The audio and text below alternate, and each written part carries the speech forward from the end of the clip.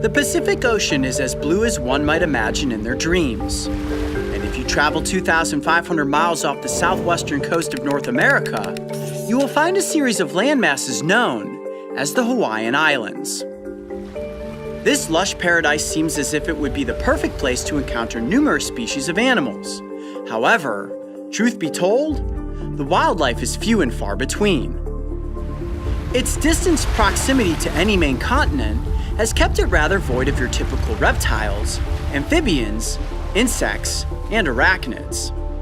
However, what it lacks in its creatures to feature on land, it makes up for tenfold with its rich plethora of marine life. Look at all the poop. Are you rolling? I'm rolling. All right, guys. Now you may notice that we're pretty excited out here because today is our first scuba diving adventure. Now we will be exploring Whalers Cove. This is the same place that we scouted the other day when we were snorkeling. We saw tons of marine animals. Today's gonna be a little different because we will be scuba diving. Now, to catch an animal, it's not gonna be easy. So I'm bringing with me this giant blue bucket. Now the goal is to slowly coax an animal into this, bring it up to the shoreline, and then get it up close for the cameras. Wish us luck, guys, and get excited because today is gonna be one epic dive. It's one thing to explore the Hawaiian tide pools. It's another thing to snorkel along the reefs. And it's a completely different world the minute you go 25 feet beneath the surface with a dive tank. Mark and I had recently become dive certified, and today was going to be our very first open water ocean dive. Safety is everything when it comes to submerging yourself into the great unknown of the ocean. So we carefully assembled our dive gear and checked it thoroughly before heading down to the shoreline. Whew, it is hot out here. Okay guys, my BCD is weighted properly. Got my air tank hooked up. It's time to strap into this puppy and get out there into the water. All right. For those of you who are not scuba certified, let me take a moment to tell you that the instant you deflate your buoyancy control device, there is a moment of sheer terror as your body sinks toward the ocean floor like a bag of rocks. In your mind, you know that the regulator in your mouth contains the precious air that your lungs so desperately need. So you trust what your brain is telling you, and slowly you begin to breathe. This is the point where your heart rate begins to even out. You are breathing underwater, and you are not drowning. Then you open your eyes and realize that you are beneath the ocean waves in a world you never imagined existed. You look around, gather your bearings, and coordinate with hand gestures to your dive team that everything is absolutely okay. Ah yes, your dive team. One of the most important rules about diving is that you never, and I mean never, dive alone. So today we will be exploring alongside Mike and Brian, two veteran divers who know this area and its animals incredibly well.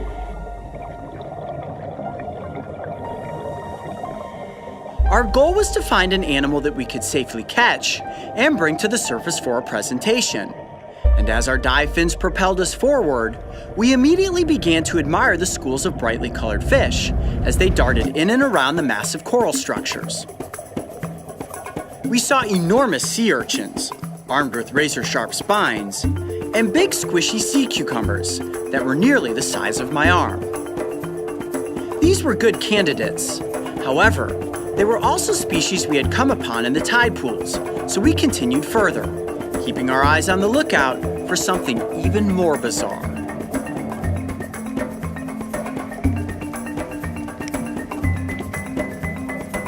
The art of diving takes some getting used to, and the real key is to take your time.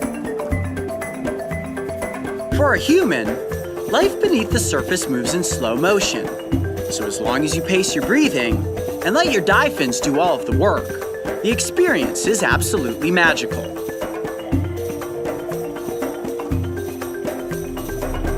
For beginner divers like Mark and myself, a tank of air should last around an hour. And as it turns out, this was plenty of time to find our star animal, because around 40 minutes in, we came across the one and only crown of thorns. This large sea star is armed with hundreds of razor-sharp, venom-lined spines, so it was a risky maneuver, but I managed to use the edge of my GoPro tripod to gently coax it from its hold on the rocks and into our bucket.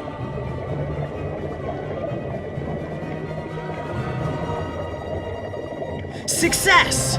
This was the perfect animal to bring above the waves and present in front of the cameras. So we clasped down the lid and headed toward the surface.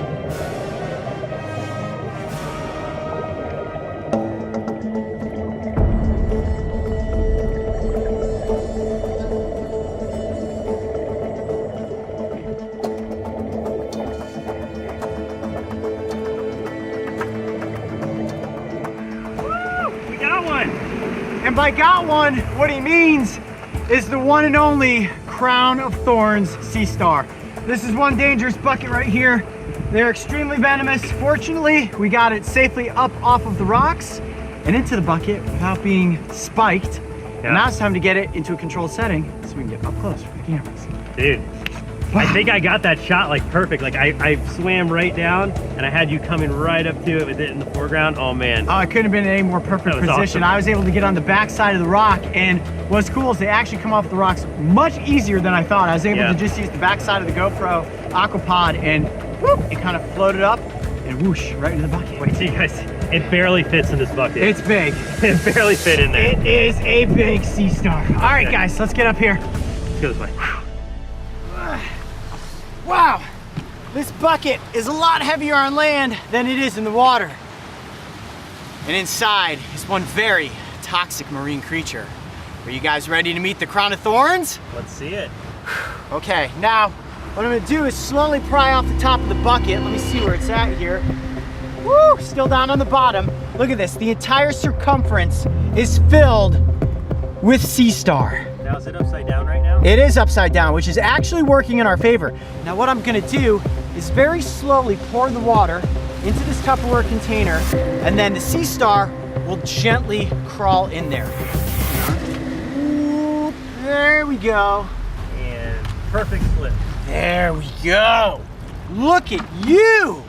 Woo!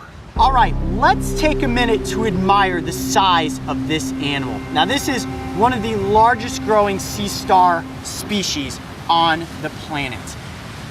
I am in awe of this creature right now. I cannot believe how big it is. I was hoping maybe we would find one about the size of my hand. This is about maximum size. And you know what? I want to count its legs really quickly because I want to tell you guys about that. 1, 2, 3, 4, 5, 6, 7, 8, 9, 18 legs. Now I have read that the maximum number of legs that the radius disc that makes up its body can grow is 20. This thing has 18 legs. Now when they start off and they're small, like many sea star species, they only have around 5 legs. And as they grow, as that center disc grows, they have more arms that then grow off. Now, what I'm going to do, no, I'm not going to be spiked by the Crown of Thorns, at least not intentionally. Come on. Well, can you at least maybe see how sharp they are? Yes, I will see how sharp they are, but what I want to do first is just wear this pair of dive gloves to see if I can gently pry it off the bottom and actually hold it, because it'll be much easier for your presentation. And it can spike through those gloves. It can. That's why I want to try to handle it as gently as I possibly can. Wow, look at that animal. Unbelievably bizarre looking. Like a living pincushion. You can really see it losing its shape already. Yeah, they do. Now the body is very gelatinous, so you'll begin to notice it starts to droop as I'm holding it up and out of the water. Now these animals can stay out of the water for a significant amount of time, but I am gonna have to keep dunking it down so that it keeps its structure. I don't even know what to say about this. It's like the combination of a sea cucumber and a sea urchin, a sea star, an octopus. It's like many things all at once. Now, all of these legs are prehensile, which means they can move independently and they help this animal grip to the sides of rocks when it's under the water. And like other sea star species, if they lose one of their limbs, they can actually regenerate that limb, which means that it will grow back. And its tube feet, let me kind of turn it like this. Can you see all the tube feet on the underside? Oh yeah, let me get a tight shot. Oh man, it looks like they're like little mushrooms. Yeah, well, they're like little mushrooms and they have little suction cups on the end. and they use those 2 feet to move through the environment. Now we found this one on a big flat rock, which is where they usually try to hang out, to keep their body spread out. And as they're slowly moving along, what they will actually do is regurgitate their stomachs. How gross is that? And then the stomach will lay on top of the coral, and digestive enzymes will break it down, and they will slowly slurp up the remains, leaving behind nothing but a coral skeleton. All right, I'm gonna set it back down into the water here for a second, really gently. And they are rather fragile. I'm being real gentle. I don't want to be spiked. Let it slowly detach from my glove. There we go, buddy. Okay. Let go. Woo, he's stuck onto me. See all those 2 feet letting go? Yeah. There we go. Now, I am curious. Oh boy, no. As to... No, you're not gonna get spiked. As to how sharp those spines really are. And no, I'm not going to intentionally spike myself. That's far too risky. But what I do want to do is I'm going to gently pry it up again here. Can you see it's back there with all the spines up? Can you see that? Oh yeah. Let me just... Oh wow. How sharp? I mean, we are talking needle sharp. Really? Can you feel like the tips of it?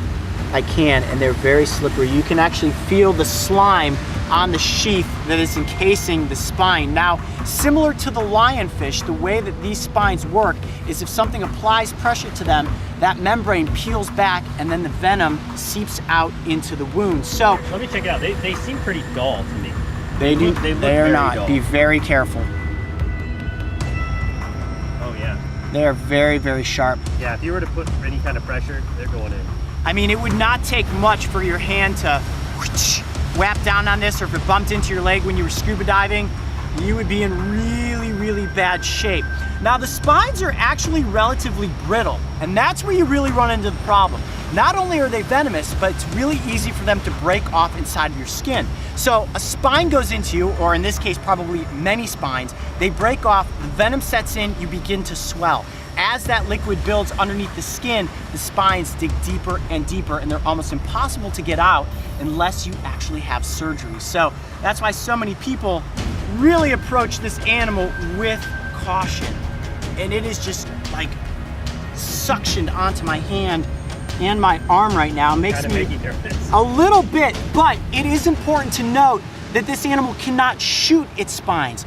You know, the misnomer that porcupines can shoot their quills, the crown of thorns cannot shoot its spine. So you actually have to apply pressure similar to the spines of a lionfish to get them to stick into you, and then of course for that venom to get into your system. Now, the crown of thorns is considered a problem species in many areas because if there's an outbreak of them, they can actually decimate a coral reef. Now, the females can release up to 60 million eggs in a breeding season.